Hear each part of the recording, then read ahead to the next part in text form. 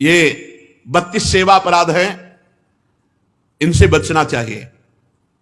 पहला है सवारी पे चढ़ करके भगवान के दर्शन करने जाना। अगर आप जा भी रहे हैं तो कम से कम 100 कदम पैदल चलें, इतनी दूर वाहन खड़ा कर दो और नंगे पैर वहां से जा। खड़ाऊं या पादुका पहनकर भगवान के मंदिर में दर्शन के लिए जाना यह अपराध है। हमें तो यही प्रार्थना करनी है कि सीढ़ियों के नीचे तो उतार दो जूता चप्पल। कुछ लोग तो ऐसे हैं कि टोके ना तो जूता चप्पल पहन के ही दर्शन कर ले, इतने सुकुमार तत्व हैं। कई ऐसे भगवान के मंदिर में सवारी में चढ़ करके जाना या खड़ाऊं पादुका पहन करके जाना, यह निषेध है, यह अपराध है। दूसरा, रथ यात्रा, जन्माष्टमी, राधाष्टमी, रामनवमी, अगर आप नहीं कर सकते, आप में सामर्थ्य नहीं, तो जहां उत्सव हो रहा हो वहां सम्मिलित हो जाना चाहिए। ये भागवतिक महान उत्सव हैं भगवान के प्रादुर्भाव के, उनमें सम्मिलित हो जाना चाहिए। अगर ऐसा नहीं तो यह भी अपराध के अंतर्गत आता है। तीसरा, भगवान के श्री विग्रह के दर्शन हुए पर आपने प्रणाम नहीं किया। जैसे ऐसे जहां हो इतना जरूर करो, चाहे जिस भगवान के हो, इसमें अनन्यता नहीं है। जैसे परिक्रमा लगाते थे, हनुमान जी की आरती हो रही, जय राधा वल्लभ लाल की, 1 मिनट रुके, उनकी आरती हो रही, महाभागवत है, सब संतों को प्रणाम करते हो, हनुमान जी को प्रणाम नहीं करोगे? हनुमान जी महाभागवत, उनको प्रणाम करने में तुम्हारी निष्ठा बदल जाएगी क्या? जय राधा वल्लभ लाल की आरती हो रही, उसी में दर्शन मेरे प्रभु इस रूप में विराजमान। जो भी देवालय, जो भी मंदिर, अगर हमारी दृष्टि में गए तो ऐसे प्रणाम, उनसे बढ़कर थोड़ी हो। सब में हमारे प्रभु सर्वान वस्तुतया निरीक्ष परम स्वाराध्य बुद्धिर्मम। प्रभु के श्री मूर्ति के दर्शन करके प्रणाम न करना या जूठे मुंह अपवित्र अवस्था में प्रभु के दर्शन करने जाना। पवित्रता अगर नहीं रहेगी ना तो बुद्धि भ्रष्ट होती रहेगी, पक्का समझ लो। पवित्रता की बहुत जरूरत है। आजकल प्राय पवित्रता का ज्ञान नहीं रखते हैं। अशुचि अवस्था में दर्शन करना।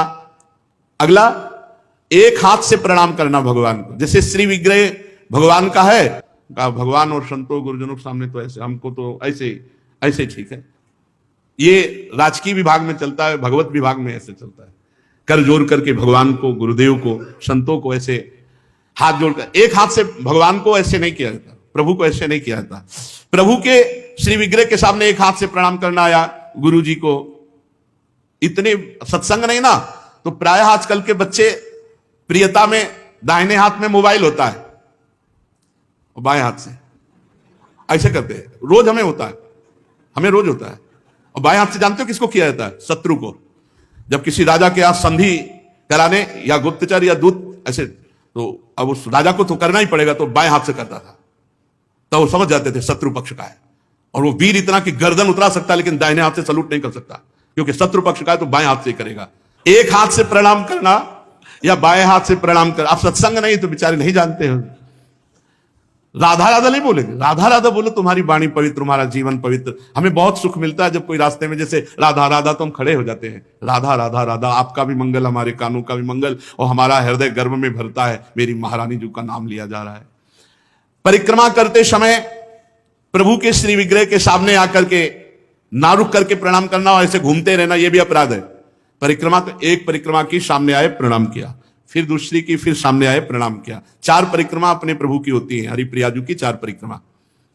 और प्रभु के श्री विग्रह के सामने पैर पसार करके बैठना है। प्राय जिनको सत्संग नहीं मिला वैसा, राधा वल्लभ जी में जैसे वो बारंडा है ना सामने, चौकस ऐसे ऐसे बैठ के पैर ऐसे, अपराध है। प्रभु के सामने पैर लंबे करके या ऐसे पैर घुटनों में बांध करके बैठना। प्रभु के श्री विग्रह के सामने दोनों घुटनों को ऊंचा करके, उनको हाथ से लपेट करके, प्रभु के श्री विग्रह के सामने ऐसे ऐसे नहीं, या तो हाथ जोड़े खड़े रहो या ऐसे हाथ नीचे कर लो। मतलब एक सौम्य मुद्रा होनी चाहिए। यदि वहां खड़े हो, वैसे उचित तो यह कि जितनी देर खड़े रहो, हाथ जोड़े खड़े रहो प्रभु के सामने। पर जिनको सत्संग नहीं मिला, जिनको ज्ञान नहीं, तो प्राय वो ऐसे खड़े होते हैं प्रभु के सामने। और प्रभु के सामने बैठ करके सोना, यह अपराध है, इसमें पाप लगता है, मलिनता हो। जैसे सत्संग में सोना, प्रभु के सामने बैठे हुए सोना, या स्वाध्याय करते हुए, भगवान के श्री विग्रह के सामने पाना। जैसे चरणामृत मिले तो साइड में होके, प्रसाद मिले तो साइड में होके, ऐसे नहीं वहीं सामने ही, प्रभु के सामने नहीं। भगवान के श्री विग्रह के सामने झूठ बोलना, बात ही मत करो, मंदिर में बात मत करो, गलती हो जाएगी। कुछ भी अगर जरा भी झूठ निकला तो वज्र की लीक हो जाएगा, भोगना पड़ेगा। मौन रहो। जब कोई कहे हमें बात करनी, गेट के बाहर मिलो मंदिर के। अगर थोड़ी चूक भी हो जाएगी तो फिर दर्शन कर लेंगे आके, और इन्हीं के सामने झूठ बोल गए तो फिर क्या होगा। श्री भगवान के सामने जोर से बुलाना किसी को बिल्कुल नहीं। अगर वहां है तो बहुत सावधानी से बात की जाती, धीरे से बात की जाती, वो भी प्रभु संबंधी बात की जाती। भगवान के श्री विग्रह के सामने आपस में कुशल मंगल पूछ रहा, और कैसे हो, प्रभु सामने वहां पूछ रहे और कैसे हो, अपराध बन रहा है। उनसे पूछो कैसे हो, उनसे बात करो प्रभु से, प्रभु के पास आए सही पूछो। बिल्कुल नहीं, सीधे गए, बस आंख में आंख मिलाई, जितनी देर टिके बस आंख बंद की, फिर आंख में आंख मिलाई, नख सिख लो अंग माधुरी, उसका पान करो, चुपचाप बाहर निकल जाओ। दर्शन की एक पद्धति है, एक टाक एकदम देख रहे हैं, लेकिन देखना बाहरी लोग दर्शन नहीं करते, नहीं इधर उधर, वहां प्रभु में नहीं टिकेंगे, नेत्र प्रभु में नहीं टिकेंगे, वो इधर उधर दौड़ भाग करके निकल जाएंगे। आपस में कुशल मंगल बातचीत ये सब नहीं। और प्रभु के श्री विग्रह के सामने किसी को उपदेश करना, किसी को डांटना, किसी को दंड देना, ये सब अपराध के अंतर्गत आता है। प्रभु के श्री विग्रह के सामने किसी को पीड़ा देना, मारपीट करना, कदापि नहीं, बहुत बड़े बड़े अपराधों में। और प्रभु के श्री विग्रह के सामने किसी को आशीर्वाद देना, नहीं, ये भी नहीं। सामने विराजमान है, उन्हीं के आशीर्वाद से सबका आशीर्वाद है। ऐसा नहीं कोई प्रणाम कर रहा है माथे पे हाथ धर, ये सब व्यवहार नहीं। वहां प्रणाम कर, जो प्रणाम करे तुरंत पीठ कर लेनी चाहिए उसकी तरफ, वो प्रणाम उन्हीं को जाए। तो कभी ऐसा प्रणाम न, एकमात्र गुरुदेव। प्रभु के श्री विग्रह के सामने किसी पर अनुग्रह करना यह अपराध है। श्री विग्रह के सामने किसी को साप देना, कठोर वचन बोलना, निष्ठुर वचन बोलना, और प्रभु के श्री विग्रह के सामने कंबल ओढ़ कर जाना, प्रभु के श्री विग्रह के सामने किसी की निंदा करना, प्रभु के श्री विग्रह के सामने किसी की स्तुति प्रणाम बिल्कुल नहीं करना, प्रभु के श्री विग्रह के सामने अश्लील भाषण बोलना, प्रभु के श्री विग्रह के सामने अधोवायु त्यागना। अच्छा, प्रभु को सामर्थ्य रहते हुए गौड़ उपचार के द्वारा भोग लगाना, जैसे अपने तो हलवा और चाय चल रही सुबह, और ठाकुर जी के लिए चिरौरी रखवा दिए, बहुत ही है, टॉफी लपटी भाई उसमें प्लास्टिक में, एक कटोरी में भर के रख दी, पानी रख दी, जमाने की वही रखी, और अपना रोज सुबह शाम दोपहर सब नए नए पदार्थ पा रहे हैं। अपराध लगता है। ये मनोरंजन के लिए श्री विग्रह खरीद के मत ले जाना कोई। श्री विग्रह जाने का मतलब है पूरे के पूरे प्रभु आए हैं, सुबह से लेके शाम तक उनको खवाओ पियाओ, स्नान श्रृंगार सब, ना हो हिम्मत तो छवि खरीद ले, उनके दर्शन करो। श्री विग्रह मत ले जाओ। श्री विग्रह ले जाओ, चाहे गोपाल जी का, चाहे प्रिया प्रीतम जी का, उनकी सेवा करो ऐसे जैसे अपने बच्चे की जाती है। अपना बच्चा अगर नहीं पवाएंगे तो भूखा रहेगा, नहीं स्नान कराएंगे तो वैसे, नहीं शयन कराएंगे तो नहीं शयन करेंगे। बोले हम दर्शन के लिए छवि ले जाओ, श्री विग्रह मत ले जाओ। श्री विग्रह ले जाने का मतलब है कि अष्टयाम सेवा, कम से कम अष्टयाम सेवा में नहीं आप पहुंच पा रहे हैं, पूरी सेवाएं कर पा रहे, तो सुबह मंगला और श्रृंगार और भोग लगा दिया, जाओ। फिर शाम के आए तो आरती कर दी, फिर भोग लगाया, दूध पिलाया, शयन कराया, इतना तो होना ही चाहिए। अब आप तो खाते हैं अच्छे अच्छे पदार्थ, तो ठाकुर जी के आगे प्लास्टिक में लपटी हुई टॉफी रख दी या चिरौरी रख दी। आपकी सामर्थ्य है, सब अच्छे अच्छे कपड़े पोशाक सब पहना सकते हो, ऐसे ठाकुर जी को ऐसे नहीं। आपके पास सामर्थ्य के अनुसार ठाकुर, ओ वैसे तो जी जान से प्यार करो, बहुत कृपाल ठाकुर है, बहुत कृपाल। आपसे बात करने लगेंगे, आपको मना करेंगे, ये नहीं खाना हमें, ये खाना है, ऐसे। अरे आप आसक्ति करके तो देखो, निहाल कर देंगे। और अभी आप यहां पवा, फिर वो आपको अपने यहां ले जाके पवाएंगे, और ऐसा पवाएंगे कि निहाल हो जाओगे। और प्रभु को भोग लगाए बिना कुछ भी खाना पीना ये ठीक नहीं, अपराध के अंतर्गत आता है। वैष्णव होकर, दीक्षा लेकर, सत्संग सुनकर, ये बात जान करके यदि आप बिना भोग लगाए प्रभु को पाते हैं तो अपराध है। ऋतु में जो फल हो सबसे पहले अपने प्रभु को भोग लगाना चाहिए। इस बात में हमने अपने गुरुदेव भगवान को देखा, बड़ी प्रवीणता। चाहे वो सहतूत हो, चाहे बेर हो, जो ऋतु का फल है वो श्री जी को जरूर पवाएंगे। और पवाने का पहला कि आप चख के देखेंगे, बेर या जो भी पहला चख के देखेंगे, अगर अनुकूल है तो हाथ धोया, आचमन किया, फिर श्री जी को दूसरे फल। नहीं तो ऐसे भोग नहीं लगाते, पहले जैसे कुछ भी बनेगा तो पहले स्वयं चखेंगे फिर भोग लगाएंगे।